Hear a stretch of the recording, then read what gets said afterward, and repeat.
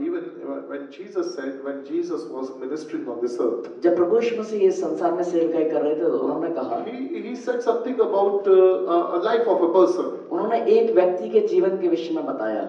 When Jesus said that when evil spirit leaves one person, जब प्रभु यीशु ने कहा यदि एक मनुष्य के अंदर से जो दुष्ट आत्मा उसे छोड़ के बाहर जाती है, evil spirit leaves from him, जब दुष्ट आत्मा उसको छोड़ के चली जाती है, when that spirit goes out, the heart of that person or the life of that person is furnished or cleaned or everything well set. जब दुष्ट आत्मा उस आदमी को छोड़ के चली जाती हैं तो उस आदमी का हृदय, उस आदमी का जीवन बिल्कुल नया हो जाता है.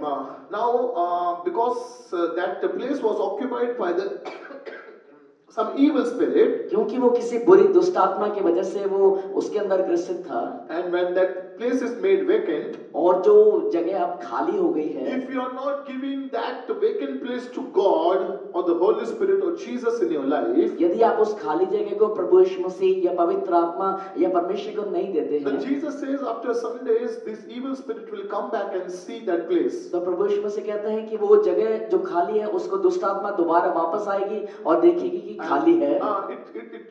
That evil spirit will find that place vacant, well furnished, clean and well preserved. और दुष्ट आत्मा वापस आएगी, देखेगी कि ये जगह बिल्कुल साफ सुथरा और खाली है और बहुत अच्छे से रखा हुआ है. What that evil spirit will do? तो दुष्ट आत्मा क्या करेगी? That evil spirit will not come and dwell alone. वो दुष्ट आत्मा फिर आके अकेले नहीं निवास करेगी. She will go back.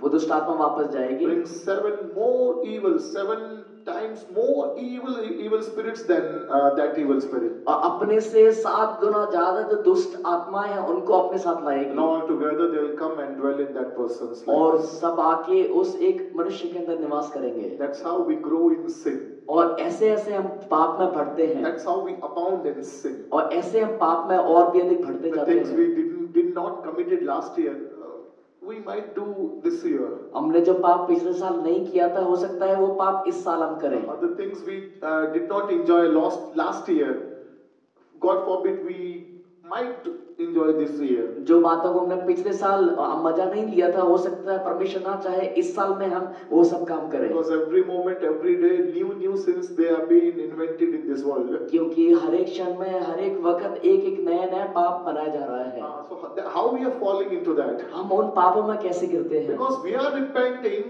but we are not leaving. क्योंकि हम तो मन फिराते हैं लेकिन हम छोड़ते नहीं हैं. We are not bringing Jesus in our life. हम यीशु को अपने जीवन में नहीं लाते हैं. We are not giving our heart to God. हम अपना हृदय परमेश्वर को नहीं देते हैं. We are cleaning ourselves, we are cleansing ourselves, we are doing all sort of things that we need to do, but we are not able to surrender ourselves to Lord. हम अपने आप को साफ करते हैं, हमें जो भी काम करना है वो सब हम करते हैं, लेकिन हम अपने आप को परमेश्वर को समर्पण नहीं करते हैं. In order to maintain your life, अपने जीवन को ऐसे बनाए रखने के लिए 2 things are needed. 2 बातों की जरूरत है. In 28:13 we read, Proverbs 28:13 we read. नीति वचन 28 के 13 वचन में पढ़ते हैं 2 things. 2 बातें. जो अपने अपराध छिपा रखता है उसका कार्य सफल नहीं होता, परंतु जो उनको मान लेता और छोड़ भी देता है उस पर दया की जाएगी. He that covereth his sins shall not prosper, but whoso confesseth and forsaketh them shall have mercy. So there is only one thing we need to do in order to deprive ourselves from the mercy of God. हमें एक ही बात करना है कि हम परमेश्वर की दया से दूर हो जाएं. One thing that we will commit that will deprive us from the mercy of God. एक बात यदि हम कर देंगे तो वो हमें परमेश्वर की दया से दूर ले जाएगा. What is that? वो क्या है? Hiding our sins. हमें अपने पाप को छुपाना होगा. But in order to get the mercy of God says, in order to get the mercy of God, the word of God says we need to do 2 things. हमें यदि परमेश्वर की दया चाहिए तो परमेश्वर का वचन कहता है कि 2 बातों को करना होगा. We have to confess and thereafter we need to forsake it. पहला हमें पश्चाताप करना होगा और उसके बाद हमें छोड़ देना होगा. So we might be doing first thing, confessing, किया, सबने किया, we took communion also.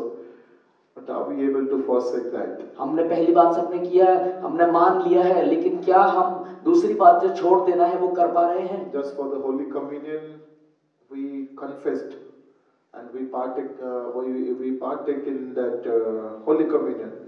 But after some days, we repeat the same thing. केवल प्रभु में भाग लेने के लिए हम सभी ने मान लिया और इकरार किया, लेकिन कुछ दिनों के बाद हम फिर से वही दोहराते हैं, because we are not able to forsake it. क्योंकि हम उसको छोड़ नहीं पा रहे हैं। We need to let it go. हमें उसको अपने से दूर छोड़ देना The होगा। things which are bringing weaknesses in our spiritual life, we need to let go those things from our life. जो बातें हमारी आत्मिक जीवन में कमजोरी लेके आ रही हैं, उन बातों को हमें छोड़ना होगा। If we really meant for the kingdom of God, then certainly you will do this thing. यदि आप सचमुच परमेश्वर के राज्य के लिए बनाए गए हैं, तो सचमुच आप ये काम करोगे। If you are here for the time pass, then there will be a compromise in your life. लेकिन केवल यदि आप यहाँ पर समय बिताने के लिए हैं, तो आपके जीवन में समझौता ही होगा।